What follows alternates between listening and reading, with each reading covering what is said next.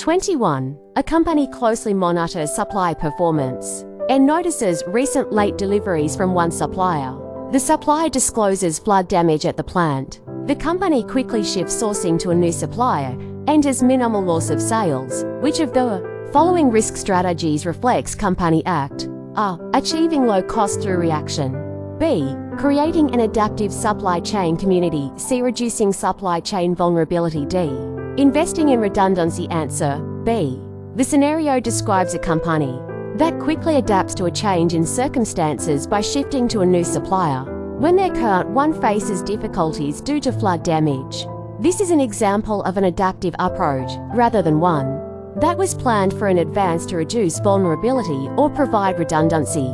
The company's quick shift minimizes sales loss, emphasizing agility and adaptability within its supply chain community.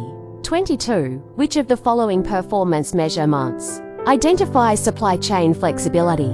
The performance measurement that specifically identifies supply chain flexibility would be C. Percent of unplanned orders that can be shipped within the same week. Flexibility in the supply chain is best reflected by how well the system can adapt to unforeseen changes or demands. 23. Customizing can be an effective warehousing strategy because it allows a company to. The correct answer is D. Customizing in a warehousing context often involves processes like modification, labeling, and packaging that add value to a product before it reaches the customer. 24. The use of a seasonal index as a forecasting technique measures the ratio of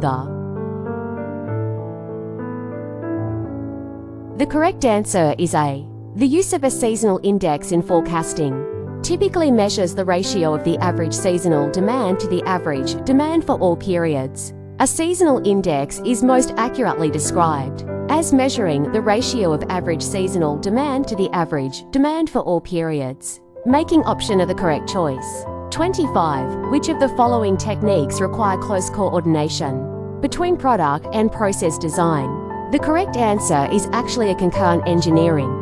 This technique involves the simultaneous development of product and process design, requiring close coordination between the two to ensure that they are mutually compatible and optimized. The goal is to shorten the product development cycle and bring products to market more quickly and efficiently. 26. Which of the following statements about warehouse layout and storage is correct?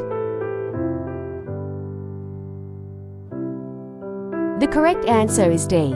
A typical warehouse is engaged in a combination of short-term and extended storage alternatives. Warehouses usually have to manage a variety of inventory needs, which can range from items that are rapidly moving in and out short-term storage to items that might be held for longer periods extended storage.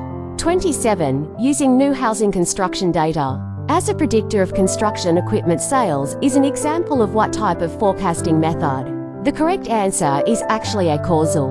When you use new housing construction data to predict construction equipment sales, you are assuming a cause and effect relationship between the two variables. 28. Which of the following levels in a supply chain network represents the most upstream external activity?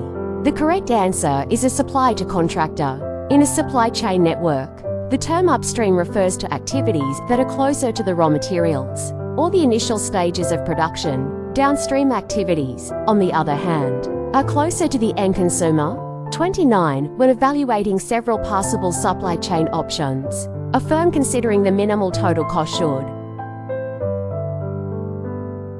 The correct answer is C. Consider the cost of acquiring, holding, and transporting inventory and of servicing customers. When a firm is evaluating several possible supply chain options and is focused on minimizing total cost, it should take a holistic approach. This means considering all associated costs, including acquiring inventory, holding it, transporting it, and servicing customers. 30. Which of the following areas of concern is an important strategic inventory management decision? The correct answer is C. Where in the supply chain inventory should be kept. Strategic inventory management decisions are those that have long-term implications and are critical to the overall efficiency and effectiveness of the supply chain. Thanks for your watching. Hope you enjoyed today's CSCP exam prep. Please hit that like button and subscribe to Supply Chain Noob. See you next time.